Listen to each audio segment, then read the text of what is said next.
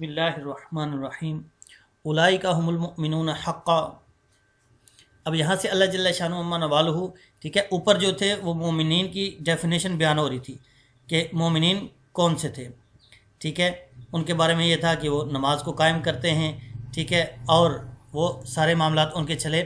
अब यहाँ से अल्लाह जल्ल शानु अम्मा नवालहू गोया कि उसी सिलसिले को आगे बढ़ा रहे हैं। ठीक है, ऊपर जो सिलसिला शुरू हुआ था इन्नमल मुमिनून अल्लज़ीना इज़ा ज़ुकिरल्लाहु वजलत क़ुलूबुहुम, ठीक है,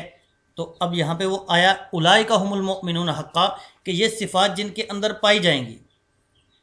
ठीक है, कि अल्लाह का जब जिक्र किया जाए तो उनके दिल डर जाएं, अल्लाह की आयात उन पर तिलावत की जाए तो उनका ईमान बढ़ जाए, अल्लाह पर उनका कामिल तवक्कल हो, नमाज को कायम करने वाले हों, अल्लाह के रिज़्क़ दिए हुए रिज़्क़ में से खर्च करने वाले हों। उलाइका हुमुल मुमिनून हक़्क़ा, यही वो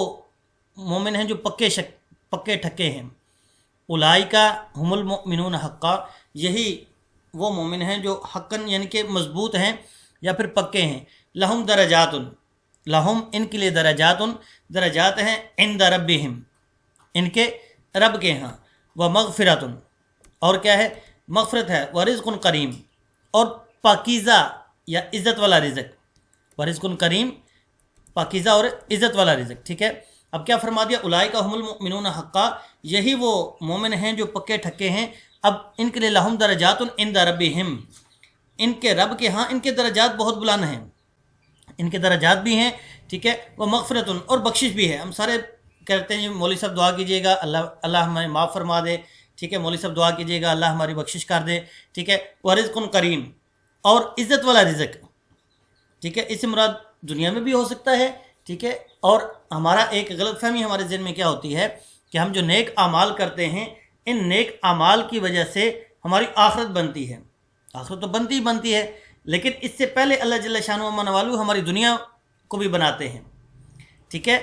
व रिज़्क़ुन करीम, इज़्ज़त वाला रिज़्क़, यानी कि दुनिया में भी इंशाल्लाह अल्लाह रब्बुल इज़्ज़त वाला रिज़्क़ देगा। रिज़्क़ ऐसे होता है, इज़्ज़त वाला भी होता है और ज़िल्लत वाला भी होता है। ठीक है, जिसकी मिसाल अक्सर मैं ऐसी दिया करता हूँ कि मसलन मैंने ख़ुद मुर्गियाँ रखी हुई हैं, आपकी जो पसंदीदा मुर्गी होगी जो आपका अच्छा रिजल्ट आपको दे रही है, आप क्या करेंगे, बर्तन के अंदर दाना डाल के उसके मुंह के आगे रख देंगे, वो बड़े आराम से दाना खा लेगी। और देखा कि जो मुर्गी तंग कर रही है, जो जानवर जो परिंदा तंग कर रहा है, उसके लिए दाना ऐसे नीचे फेंक दिया जाता है कि वो पूरे ज़मीन के ऊपर वो दाना बिखर गया। अब उसने एक एक दाना करके चुनना है। रिज़्क़ तो दोनों तरह से मिल गया। पहला रिज़्क़ जो था वो बड़े प्रोटोकॉल के साथ खूबसूरत बर्तन के अंदर डाल के उसको रिज़्क़ दे दिया गया, और दूसरी जो थी उसको रिज़्क़ कैसे दे दिया गया, रिज़्क़ वही मिला जो उसके मुकद्दर में है, लेकिन ज़रा बिखेर दिया गया, मुशक्क़त वाला रिज़्क़ हो गया। ठीक है, हम इसमें अल्लाह से दुआ भी क्या करें कि अल्लाह रब्बुल इज़्ज़त रिज़्क़, हलाल रिज़्क़ वाफर मिक़दार में, आसानी, सहूलत और आफ़ियत के साथ, इज़्ज़त के साथ। ठीक है, बाज़ जगहों पर रिज़्क़ तो मिल रहा होता है लेकिन वहाँ पर इज़्ज़त नहीं होती है, आपकी इज़्ज़त नफ्स को मजरूह किया जा रहा होता है। ऐसे रिज़्क़ से भी अल्लाह रब्बुल इज़्ज़त हमें पनाह अता फरमाए। ठीक है, और ये जो ऊपर सिफ़ात जिनके अंदर होंगी, इनको अल्लाह रब्बुल इज़्ज़त मग़फ़िरत के साथ साथ ऐसा रिज़्क़ भी अता फरमाएगा जो इज़्ज़त वाला रिज़्क़ होगा। ठीक है, और दूसरी मुराद इससे जन्नत में भी हो सकता है। ठीक है, कि उलाइका हुमुल मुमिनून हक़्क़ा, यही पक्के ठक्के मोमिन हैं। लहुम दरजातुन इंद रब्बिहिम, अल्लाह के यहाँ इनके बहुत बड़े दर्जात हैं जन्नत में। दुनिया में भी दर्जात हो सकते हैं कि अल्लाह इनको बहुत ज़्यादा इज़्ज़त अता फरमाए। ठीक है, और फिर मरने के बाद इनको बख्शिश भी हो जाए, मग़फ़िरत भी हो जाए, और उसके बाद इज़्ज़त वाला रिज़्क़ भी हो जाए। सारे मामलात हो सकते हैं। ठीक है, आगे देखिएगा, कमा अखरजा का, जैसे निकाला, रब्बु का, आपके रब ने, मिन बैती का, आपके घर से, बिल हक़्क़ी, हक़ के साथ, व इन्न फ़रीक़म, व इन्ना, बेशक, फ़रीक़न, एक ग्रोह, मिनल मुमिनीना, मोमिनों में से, लकारिहून, इसको नापसंद कर रहा था। क्या मतलब, अब यहाँ से अल्लाह जल्ल शानु अम्मा नवालहू क्या बयान फरमा रहे हैं, ये चल रहा था गज़वा बदर। ठीक है, दरमियान में थोड़ी सी मोमिनीन की सिफ़ात आई, क्योंकि ज़ाहिर सी बात है गज़वा बदर के अंदर जो शरीक थे, जितने शुरका थे, वो पक्के ठक्के मोमिन थे, उन्हीं के अंदर ये सारी सिफ़ात पाई जा रही थी। ठीक है, तो अब यहाँ से कमा अखरजा का रब्बु का, फिर बात वहीं पे वापस आई कि गज़वा बदर पे बात आ गई। अब गज़वा बदर के अंदर क्या मामलात थे कि दो काफ़िले थे। एक उनका तजारती काफ़िला आ रहा था जो 40 अफराद पर मुश्तमिल था, और ये काफ़िला ऐसा था कि तकरीबन पूरे मक्का के जो कुफ़ार थे उन्होंने इस काफ़िले के अंदर इन्वेस्टमेंट कर रखी थी। उन सब का माल شاید ہی کو گھر ایسا باقی بچا ہو جس کا مال، جس کی کوئی کچھ نہ کچھ انویسٹمنٹ، ٹھیک ہے، سامان تجارت اس قافلے میں نہ ہو۔ صاحب تو 40 افراد تھے، لیکن تقریباً پورے مکے والوں ہی کی طرف سے یہ قافلہ گیا تھا، اور اس میں ان کی ایک بڑی یہ بھی تھی کہ ہم اس قافلے سے خوب تجارت کریں گے، پیسہ کمائیں گے، اور اس کو بعد اس پیسے کو ہم مسلمانوں کے خلاف استعمال کریں گے، ٹھیک ہے۔ تو آقا علیہ الصلوۃ والسلام نے کہ وہ ایک تو وہ جو مال یا ان کا جو تجارتی قافلے سے پرافٹ ہونا ہے وہ مسلمانوں کے خلاف استعمال ہونا ہے، اس وجہ سے بھی، اور دوسرا جنگی حکمت عملی کے تحت کسی بھی کو مالی نقصان پہنچا کر اس سے مالی فائدہ حاصل کر کے خود ان سے مالی طور پہ بھی مضبوط ہونا اور ان کے ہی مال کو انہی پہ استعمال کرنا، یہ بھی جنگی حکمت عملی ہے۔ تو اسی جنگی حکمت عملی کے تحت حضور علیہ الصلوۃ والسلام کا یہ تھا کہ ہم اس قافلے کو لوٹیں گے۔ تو اصل میں لوٹنے سے مراد یعنی کہ وہ لوٹ مار یہ اس طرح کی نہیں ہے، جنگی حکمت عملی، کیونکہ یہ بھی ایک جہاد کا حصہ ہے کہ کفار کو معاشی اعتبار سے بھی قتل کر دیا جائے، ٹھیک ہے۔ تو اب حضور علیہ الصلوۃ والسلام چند صحابہ کو لے گئے جن کی تعداد 313 کے قریب تھی، ٹھیک ہے، بغیر جنگی ساز و سامان اور جنگی تیاری کے آقا علیہ الصلوۃ والسلام ان کے تعاقب میں نکلے۔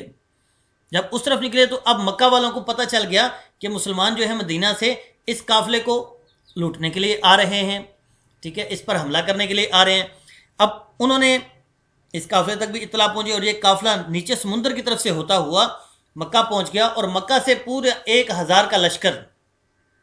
مسلمان کتنے تھے 313، اور مکہ سے 1000 کا لشکر پورے جہو جلال کے ساتھ، آب و تاب کے ساتھ اب مسلمانوں کے مقابلے کے لیے آیا، اپنے قافلے کو بچانے کے لیے، کہ اپنے قافلے کو بچائیں گے اور مسلمانوں کو آج ہم بالکل نست و نابود کر دیں گے، آج کے دن مسلمان ہم سے نہیں بچ سکیں گے۔ اور وہ اتنے غرور اور تکبر اور اتنے اپنے طاقت کے نشے میں آئے،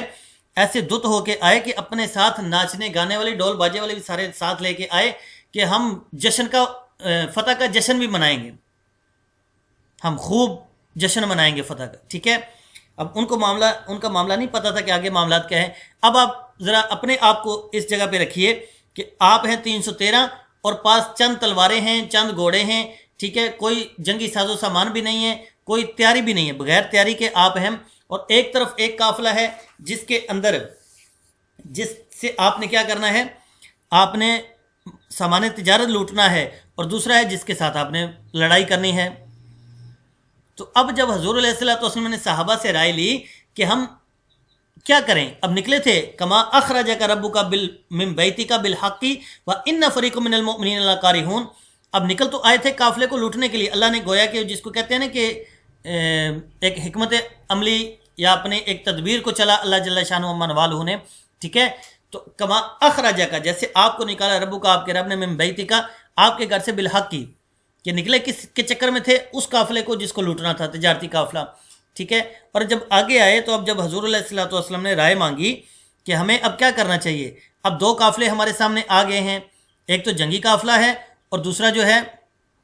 وہ یہ دوسرا قافلہ ہے، تو اب ہمیں کیا کرنا چاہیے۔ جب صحابہ سے حضور علیہ الصلوۃ والسلام نے مشورہ فرمایا تو اس میں سے اکثر صحابہ کی یہ رائے تھی کہ ہمارے پاس سواری بھی نہیں ہے، اسلحہ بھی نہیں ہے، تیاری بھی نہیں ہے، تو اس لیے ہمیں بڑی فوج کا مقابلہ نہیں کرنا چاہیے، بلکہ ہمیں تجارتی قافلے کا ہی پیچھا کرنا چاہیے اور اس کے ساتھ مقابلہ کرنا چاہیے۔ پھر آقا علیہ الصلوۃ والسلام نے اس موقع پر جہاد کی ترغیب دی، جہاد کی دعوت چلائی، ٹھیک ہے۔ جب آقا علیہ الصلوۃ والسلام نے جہاد کی دعوت چلائی تو اس کے نتیجے میں اکابر صحابہ، جن میں حضرت ابوبکر صدیق رضی اللہ تعالیٰ عنہ، حضرت عمر، حضرت سعد بن معاذ رضی اللہ تعالیٰ عنہما، یہ ایسی بڑی بڑی شخصیات تھیں، انہوں نے اٹھ کے عزم کیا کہ یا رسول اللہ، ہم پوری بہادری سے ان کافروں کا مقابلہ کریں گے اور ہم ان سے بالکل بھی ڈریں گے نہیں۔ تو لہذا آقا علیہ الصلوۃ والسلام ان سارے کے سارے مسلمانوں کو لے کر بدر کے میدان میں پہنچ گئے، جہاں پر پہلے سے وہ کفار اور دشمنان دین جو تھے وہ وہاں پہ جمع تھے، ٹھیک ہے۔ تو ان آیات میں وہ سارا چکر ہے، کما اخرجک، جیسے نکالا آپ کو، ربو کا، آپ کے رب نے، من بیتی کا، آپ کے گھر سے، بالحق، کس کے ساتھ، حق کے ساتھ، ٹھیک ہے، یا پھر درستگی کے ساتھ، وَإِنَّ فَرِيقًا مِّنَ الْمُؤْمِنِينَ لَكَارِهُونَ، ٹھیک ہے، بے شک، وَإِنَّ فَرِيقًا، بے شک ایک گروہ، من المؤمنین، مومنوں میں سے، لَكَارِهُونَ، اس کو ناپسند کر رہا تھا۔ یہ سمجھ آ گئی کہ ناپسند کرنے والا گروہ کون سا تھا، وہ گروہ تھا کہ جن کی رائے یہ تھی کہ ہم تھوڑے ہیں، ٹھیک ہے، ہمارے پاس اسلحہ بھی نہیں، ہم جنگ کی تیاری کے لیے بھی نہیں آئے، تو ہمیں تجارتی قافلے کے ساتھ لڑنا چاہیے، نہ کہ دوسرے قافلے کے ساتھ جو کہ جنگ کے لیے آ رہا ہے۔ یجادلونک، اے نبی جی یہ آپ کے ساتھ جھگڑا کر رہے تھے فی الحق کی، یعنی کہ جھگڑے سے مراد بحث و مباحثہ تھا، فی الحق کی، حق کے معاملے میں، بعد ما تبینہ، جب کہ وہ ان پر کھل بھی چکا ہے، ٹھیک ہے، بالکل ظاہر بھی ہو چکا ہے، کأنما یساقون الی الموت، گویا کہ وہ موت کی طرف ہانکے جا رہے ہیں، وہم ینظرون، اس حال میں کہ وہ اس کو دیکھ بھی رہے ہیں۔ ٹھیک ہے، اس آیت میں بھی اللہ جل شانہ والوں نے گویا کہ ان مسلمانوں کے بارے میں تھوڑا سا بیان کر دیا کہ جو تھوڑے سے ڈر رہے تھے، ان کو بالکل ان کی کیفیت اس وقت ایسی تھی جیسے موت ان کے سامنے ہو، ٹھیک ہے، اور ان کو نظر آ رہا ہو، آگے گہری کھائی ہو، اس کے اندر آگ جل رہی ہو، ٹھیک ہے، اور پتہ چل رہا ہو کہ کوئی آدمی اب ان کو سب کو ہانک رہا ہے، جیسے جانوروں کو بکریوں کو ہانکا جاتا ہے، ہانک رہا ہے کس کی طرف؟ اس آگ کے اندر، گہری کھائی میں آگ کے اندر گرانے کے لیے ان کو ہانکا جا رہا ہے، اور وہ سامنے دیکھ بھی رہے ہو کہ ہمیں تو موت نظر آ رہی ہے۔ تو کیفیت ان کی کچھ صحابہ کی وہ اللہ نے بیان کر دی، یجادلونک فی الحق، وہ حق میں، ٹھیک ہے، تمہارے ساتھ بحث و مباحثہ کر رہے تھے، بعد ما تبینہ، حالانکہ ان پہ وہ عیاں بھی ہو چکا تھا، کأنما، گویا کہ، یساقون الی الموت، وہ ہانکے جا رہے ہیں، الی الموت، موت کی طرف، وہم ینظرون، وہ اس کو دیکھ رہے ہیں۔ ٹھیک ہے، تو یہ گویا کہ ان صحابہ کی تھوڑی سی کیفیت بیان کر دی کہ ان کا کیا معاملہ تھا۔ یجادلونک، وہ جھگڑتے ہیں آپ سے، فی الحق کی، حق کے معاملے میں، بعد ما تبینہ، اس کے بعد کہ وہ ان پر روشن ہو چکا، کأنما یساقون، گویا کہ یساقون، وہ ہانکے جا رہے ہیں، الی الموت، موت کی طرف، وہم ینظرون، اور وہ اس کو دیکھ بھی رہے ہیں۔ ٹھیک ہے، وَإِذْ یعیدکم، وَإِذْ، یاد کریں اس وقت کو، یعیدکم اللہ، جب اللہ نے آپ سے وعدہ کیا، احد الطائفتین، دو گروہوں میں سے ایک کا، دو لشکروں میں سے یا دو قافلوں میں سے ایک کا، یا تو اللہ نے یہ وعدہ کیا کہ آپ کو دونوں لشکروں میں سے، دونوں قافلوں میں سے ایک پہ فتح ملے گی، ٹھیک ہے، تجارتی قافلے میں سے ملے گی، یا پھر وہ جو جنگ کے لیے آئے ہیں ان میں سے ملے گی۔ انہا لکم، اب کیا وعدہ تھا؟ انہا لکم، کہ وہ تمہارے لیے ہیں، وتودون، اور تم یہ چاہتے تھے، انا، بے شک، غیر ذات الشوکتی، کہ بغیر کانٹے والا ہو، ذات الشوکتی، کہ بغیر کانٹے والا ہو، مطلب آسان شکار، یعنی کہ جو تجارتی قافلہ تھا، ادھر مسلمان 313 اور وہ صرف 40، تو وہ ذاتی شوکتی، یعنی کہ وہ بغیر کانٹے کے، بغیر مشقت کے، بڑا آسان۔ ٹھیک ہے، جیسے آدمی مچھلی بھی، یہ ابھی سردیوں کا سیزن گزرا ہے نا، تو مچھلی کھاتا ہے تو آدمی کی کوشش ہوتی ہے کہ مچھلی وہ ہو جو اس میں کانٹا نہ ہو، کانٹا نکالنا نہ پڑے، مشقت نہ کرنی پڑے، بڑے آرام سے کھا لیا جائے۔ ٹھیک ہے، وتودون، اور تم یہ گمان کرتے تھے، یہ تمہاری یہ خواہش تھی، ان غیر ذات الشوکتی، کہ کون سا ہو جو آسان شکار ہے بغیر کانٹے کے، تکون لکم، وہ تمہارے لیے ہو جائے، وَيُرِيدُ اللَّهُ، اور اللہ یہ چاہتا تھا، ان یحق الحق، کہ وہ حق کو ظاہر کر دے، بکلماتی ہی، اپنے کلمات سے، وَيَقْطَعَ دَابِرَ الْكَافِرِينَ، اور کاٹ ڈالے کافروں کی جڑ کو، وَيَقْطَعَ، کاٹ دے، دَابِرَ الْكَافِرِينَ، کافروں کی جڑ کو۔ کیا مطلب؟ کہ اب اللہ جل شانہ والو اس آیت میں یہ بیان فرما رہے ہیں کہ یاد کریں اس وقت کو جب اللہ نے آپ سے وعدہ کر لیا تھا کہ اللہ رب العزت دو قافلوں میں سے ایک قافلہ آپ کو لازمی دیں گے، ٹھیک ہے، اور ساتھ ہی کہ اب مسلمانوں کی اکثر رائے بھی یہی تھی کہ ہمیں وہ ملے جو آسان شکار ہیں، ٹھیک ہے، اور وہ ہمارے لیے ہو جائے۔ لیکن اللہ رب العزت کیا چاہتا تھا؟ اللہ یہ چاہ رہا تھا کہ تاکہ مسلمانوں کا رعب اور دبدبہ بیٹھ جائے، ان یحق الحق بکلماتی ہی، کہ اللہ اپنے کلمات کے ساتھ، اپنی حکمت اور اپنی تدبیر کے ساتھ حق کو واضح کر دے، وَيَقْطَعَ دَابِرَ الْكَافِرِينَ، اور کافروں کی جڑ کو کاٹ دے۔ گویا کہ ان کے بڑے بڑے جو سرگنا، بڑے بڑے سردار تھے، ان کے قتل کی طرف اشارہ ہے کہ وہ سارے جہنم رسید ہوں گے۔ جی بات سمجھ میں آ گئی؟ اب دیکھیے گا، وَإِذْ يَعِدُكُمُ اللَّهُ، وَإِذْ یاد کریں اس وقت کو، يَعِدُكُمُ اللَّهُ، جب اللہ نے وعدہ کیا، احد الطائفتین، دو گروہوں میں سے ایک کا، انہا لکم، کہ وہ تمہارے لیے ہوگا، وتودون، اور تم یہ چاہتے تھے، انا، بے شک، غیر ذات شوکتی، کہ کون سا ہو جو بغیر مشقت والا ہے وہ ہونا چاہیے، ٹھیک ہے، تکون لکم، وہ ہو جائے تمہارے لیے، وَيُرِيدُ اللَّهُ، اور اللہ یہ چاہتا تھا، ان یحق الحق، کہ وہ حق کو واضح کر دے، بکلماتی ہی، اپنے کلمات سے، اپنی تدبیر سے، وہ یکتا اور کاٹ دے دابر الکافرین کافروں کی جڑ کو، ان کے بڑے بڑے سرغنے، بڑے بڑے ان کے جو گروہ ہیں وہ سارے کے سارے جہنم رسید، لیحق الحق تاکہ حق کیا ہو جائے، واضح ہو جائے، ویبطل الباطل اور باطل جو ہے وہ تباہ و برباد ہو جائے، ختم ہو جائے،